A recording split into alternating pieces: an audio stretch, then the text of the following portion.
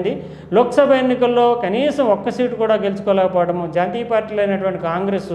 బీజేపీలు సమానంగా సీట్లను పంచుకోవడం, దీంతో మన సొంత అస్తిత్వ ముద్రని ఎక్కడైతే కోల్పోయామో అక్కడే పట్టుకోవాలి అనే ఉద్దేశంతో ఇప్పుడు బీఆర్ఎస్ని మళ్ళీ టీఆర్ఎస్గా మార్చి మళ్ళీ ప్రజల్లో ప్రాంతీయ సెంటిమెంట్ తోటి ముందుకెళ్ళాలి. ఈ ఇరుగు పొరుగు రాష్ట్రాలతో కాంగ్రెస్ పార్టీ జాతీయ పార్టీ అధికారంలో ఉంది. ఇరుగు పొరుగు రాష్ట్రాలతో ఒప్పందాలు కానీ, ప్రత్యేకించి ఆంధ్రప్రదేశ్లో ఏర్పడినటువంటి చంద్రబాబు నాయుడు తోటి కొట్లాడి తమ హక్కులు సాధించుకోవడం కానీ, పునర్విభజన చట్టంలో పేర్కొన్నటువంటి అంశాలపైన బార్గెనింగ్ విషయంలో కానీ, ఈ అంశాల మీద కేంద్రాన్ని ఒకవైపు, మరోవైపు ఆంధ్రప్రదేశ్ని, ఇక్కడ అధికారంలో ఉన్నటువంటి కాంగ్రెస్ని నిలదీసి మూడు పక్షాలకి ధీటైనటువంటి సమాధానం ఇవ్వాలంటే బీఆర్ఎస్ రూపంలో కాకుండా టీఆర్ఎస్గా ఏదైతే పార్టీ రాష్ట్ర ఏర్పాటు కోసం ఏర్పాటైందో అదే ముద్రతోటి టీఆర్ఎస్గా మళ్ళీ రూపుదాల్చాలనేటటువంటి ఆలోచన తీవ్రంగానే సాగుతున్నట్లుగా